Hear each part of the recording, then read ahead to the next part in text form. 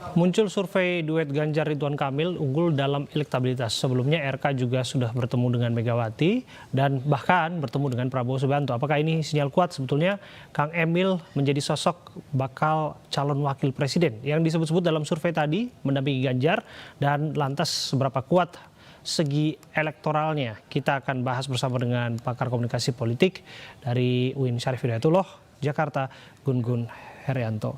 Assalamualaikum, selamat sore Kang Gun Gun. Waalaikumsalam. Selamat sore, Abraham. Iya, kalau kita pahami dan coba baca hasil survei yang disampaikan, ini kan di atas kertas. Tapi apakah mungkin ini menjadi realitas politik? Ganjar Pranowo bersama Ridwan Kamil. Iya, mungkin menjadi realitas politik dengan dua catatan. Pertama, ada kesepakatan di antara elit partai, terutama yang sekarang membangun koalisi ya dengan PDI Perjuangan. Ini tentu terhubung dengan kesepakatan untuk usungan.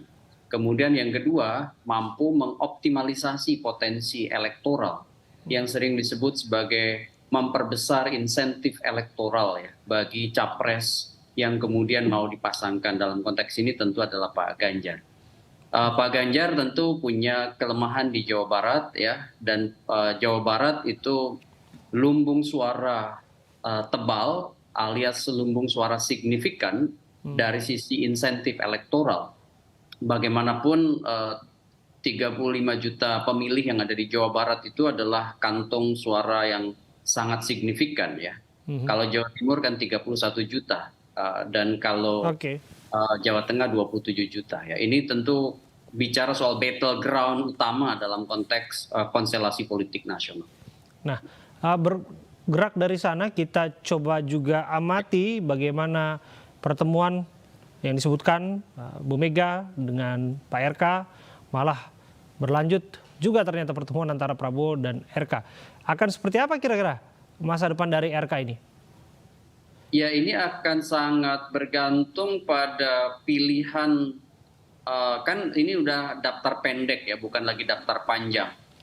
Sekarang manuver elit adalah manuver menemukan kesepakatan, bukan lagi soal kesepahaman.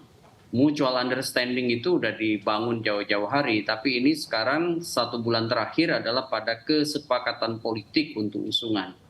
Jadi manuver bertemunya RK misalnya dengan Bu Mega dan Pak Prabowo pada akhirnya akan ditentukan oleh bagaimanapun sikap politik elit utama yang ditemuinya.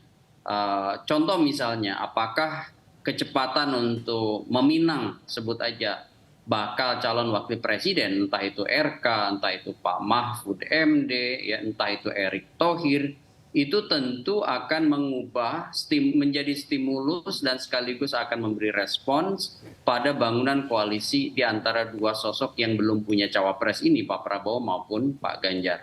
Jadi menurut saya ya sebuah kewajaran ketika komunikasi dibangun untuk kemudian menentukan kesepakatan tadi. Ya. Oke, Kang Gun Gun, kalau kita lihat ya, Anda sebutkan tadi sosok RK ini bisa mendongkrak ataupun memberikan insentif elektoral di Jawa Barat. Apakah bisa dipastikan sosok RK juga bisa memberikan insentif elektoral dari segmen pemilih lainnya sesungguhnya, yang barangkali bisa berdampak baik bagi siapapun calon pasangannya kelak? Iya, ini punya potensi. RK ini kan dekat dengan sosial media dan basis pemilih 2024 itu konfigurasinya banyak anak-anak muda, milenial dan Gen Z yang kemudian kecenderungannya menjadi pemilih pemula dan tebal sekali. Kalau misalnya Ganjar dan tentu dapat insentif elektoral tambahan dari Ridwan Kamil untuk kemudian memastikan bahwa anak muda punya kecenderungan engagement tinggi dengan pasangan ini, tentu itu akan memperbesar yang disebut dan probabilitas perolehan suara. Tidakkah kemudian dipertimbangkan bahwa Ridwan Kamil saat ini sudah berjubahkan Golkar begitu? Apakah kemudian faktor ini juga akan menjadi penentu nantinya kemana Ridwan Kamil akan berlabuh? Kalau saya lihat ya, posisi Ridwan Kamil yang baru ya di Partai Golkar tentu ada power relations ya dengan elit utama Partai Golkar. Tapi itu akan sangat bergantung juga pada negosiasi di internal. Bisa aja elit Golkar berdiaspora begitu ya.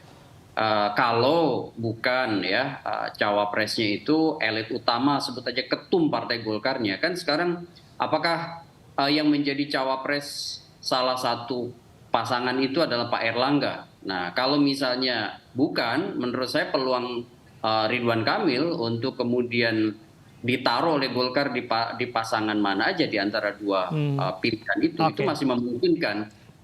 Lain halnya kalau Pak Erlangga yang maju ya. Begitu Oke. maksud saya. Tak lantas kemudian kita berdiskusi mengenai RK, kita juga menepikan nama-nama lain yang juga disebut menjadi kandidat kuat bakal calon wakil presiden, termasuk misalnya kita bicara soal Ganjar, disebutkan nama Profesor Mahfud MD, dan ada beberapa nama lainnya tentu saja. Bagaimana Anda menilai sosok RK apabila dibandingkan dengan sosok bakal calon wakil presiden lainnya? Ya kalau dari 3 nama terakhir ya yang kemudian punya resonansi seperti dengan Pak Mahfud ya, itu tentu RK punya selling point tersendiri ya. Kenapa dia sekali lagi memiliki pengalaman ruang jelajah teritorial Jawa Barat yang menjadi salah satu battleground utama. Selain juga tadi saya sudah sebutkan dia memiliki pangsa pasar yang sebenarnya bisa dekat. Namanya political interest, sangat psychological approach ya, sangat pendekatan psikologis dengan anak-anak muda. Itu bisa digarap. Kemudian Pak Mahfud punya personal branding sebagai pemimpin yang punya pengalaman, integritas, meskipun tentu harus penetrasi ke basis-basis yang real ya, terutama di halayak politik potensial yang akan jadi pemilih, begitu maksud saya. Nah ini tentu akan jadi bahan pertimbangan dari partai-partai yang akan mengusung. Ya Pak Mahfud kan juga pernah digadang-gadang 2019 dan dia bisa sebenarnya basis utama dekat dengan halayak kunci seperti Nahdien jika memang ada pergerakan untuk micro targeting ke halayak itu. Oke.